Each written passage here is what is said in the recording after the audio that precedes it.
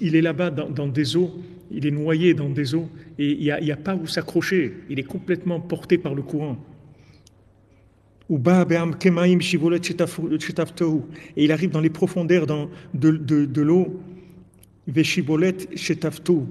Je ne sais pas, Shibolet, je sais pas ce que ça veut dire ici, dans ce contexte-là. Et il est noyé, en fait, il est noyé par toutes ces eaux-là. Donc c'est quelqu'un, vous voyez, comme si vous jetez quelque chose dans un torrent et vous voyez cette chose-là, si vous jetez quelque chose, vous le voyez qui monte, descend, il va sous l'eau, il ressort, il repart, il est entièrement noyé. Et le tzaddik, il descend là-bas, là où on est, il descend nous chercher là-bas, nous accompagner là-bas. Vous voyez que Rabbeinu, il peut guérir tout le monde, physiquement, spirituellement.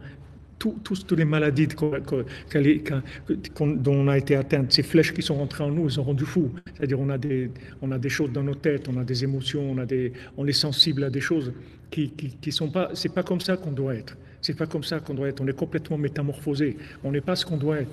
Alva, si on pouvait être des gens libérés de ça, qu'est-ce qu'on retirerait, qu'est-ce qu'on verrait, comment on chanterait. Comment on ferait des nouvelles mélodies tout le temps. On serait complètement différents, complètement différents. Malheureusement, toutes ces flèches-là nous auront du malade complètement. Le tzaddik, il descend là où on est, il dit Rabbi Nathan. Ou nichnas, il rentre. C'est pas, il est dehors, il dit, les amis, allez-y, hein, il faut y aller, hein. Allez, faites des efforts, hein.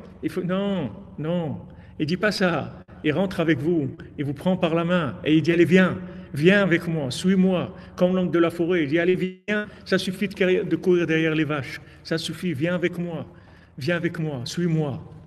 Et il l'emmène chez lui, dans cette maison-là qui est au-dessus de l'espace, qui se trouve quelque part, on ne sait même pas où elle se trouve, cette maison-là.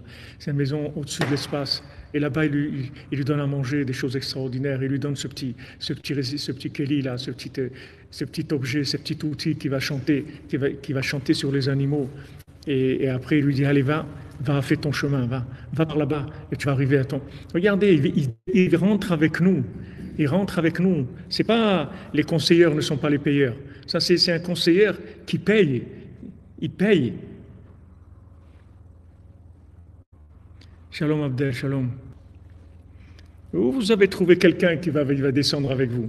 Où vous allez trouver quelqu'un? Enlève ça, enlève cette image, enlève cette musique, enlève cette odeur, enlève cette connaissance, enlève ça, enlève sans arrêt. Il est en train de nous enlever tout ça pour nous libérer. Il nous libère. Non, vous trouvez ça nulle part dans Bethulia, ça n'existe pas. Impossible. Il n'y a personne au monde qui peut traiter des gens comme nous. Personne au monde peut nous traiter. Et pourquoi on a reçu toutes ces flèches, tout ça? Parce qu'on s'est marié avec ce roi, on croyait qu'il allait nous faire du bien, qu'on allait vivre la belle vie et tout. Après, on s'est rendu compte que c'est une embrouille totale, qu'en fait, il voulait nous tuer, il voulait nous détruire. Et à ce moment-là, on a commencé à chercher notre chemin. Comment on va faire? Comment on va s'en sortir? Du mensonge partout. Il y a des monstres partout, des démons partout. Comment on va s'en sortir? Comment on va faire pour... comment on va s'en sortir? Et Rabbeinu, bon Hachem, il a pitié de nous, il est venu nous chercher. Et il vient nous chercher chaque jour. Le chidouche de Rabbeinu, c'est qu'il rentre avec nous. Vous voyez, tous les tzadikim qu'il y a, ils vous donner des conseils, comment faire pour nager. Mais Rabbeinu ne vous donne pas de conseils. Rabbeinu, il plonge et il vous sort. Il ne te dit pas nage, il te dit accroche-toi sur moi. Il rentre dans l'eau et dit accroche-toi, mets-toi sur moi, je te sors. C'est ça le chidouche de Rabbeinu. Même à Ouman, je vous ai dit, Rav Yitzhak de Berditchev, il est venu à Ouman. Il devait être le Rav de Ouman. Quand il est arrivé, qu'ils sont venus les voir, les apicorsim d'Ouman, Hirschberg, Landau, Wiesel, qui étaient les plus grands philosophes qu'il y avait à cette époque-là, qui étaient reconnus par le tsar, etc. Quand ils sont rentrés, il s'est tourné, il ne pouvait même pas les regarder, ils avaient des visages tellement horribles, c'était des gens qui étaient tellement horribles avec la philosophie et leur hérésie et tout, que tout de suite, le Rabbi Yitzhak de Berditchev, il a tourné son visage vers le mur, il ne voulait pas les regarder. Et là, ils ont dit, ce rave-là, il ne sera jamais le rave à Ouman. Allez, ils l'ont mis dehors. Ils ont dit, partez d'ici, vous ne pouvez pas rester ici. Et quand Rabbeinu est venu, ils sont venus le voir. Il leur a dit, qu'est-ce que vous voulez?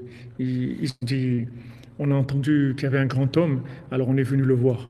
Alors on dit, le grand homme est en face. Il y avait un général de l'armée qui était venu passer aussi le Shabbat il ne faisait pas Shabbat, mais il était venu pour le week-end à Ouman. Il a dit, là-bas, il y a un grand homme. Alors, mais Rabbeinu les a regardés, il a parlé avec eux, il s'est amusé avec eux, il a joué aux échecs avec eux, il s'est rapproché énormément d'eux. Même Rabbi Nathan et Rav Naftali, ils étaient troublés, parce que jamais Rabbeinu leur a montré autant d'affection qu'il a montré à ses apicorsim. Mais Rabbeinu, il les a sortis, Rabbeinu les a pris sur lui, il les a sortis.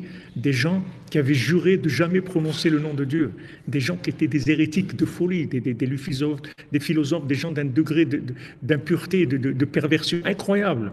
Et Rabbeinu les a pris sur lui, les a sortis de là où ils étaient. Alors qu'aucun tzaddik, il ne pouvait même pas les regarder, c'est pas maintenant leur parler. Même les regarder, il ne pouvait pas. Pourtant, Lévi de Berdichev, il est connu pour parler du bien et dire le bien. Il ne pouvait pas les regarder, c'était des monstres, ces gens-là. Et Rabbeinu, il vient, chacun d'entre nous, autant qu'on a pu se salir et faire des choses horribles dans notre vie, il vient, il nous prend par l'épaule, il dit, allez, viens avec moi, viens. Rabbeinu, l'amour qu'il a pour nous, le bien qu'il voit en nous, ça dépasse toutes les sensations de dégoût par rapport à toutes les choses puantes et dégoûtantes qu'il y a sur nous. Parce que l'amour qu'il a pour le bien qu'il y a en nous, il est plus grand que tout ça. Il est plus grand que tout ça.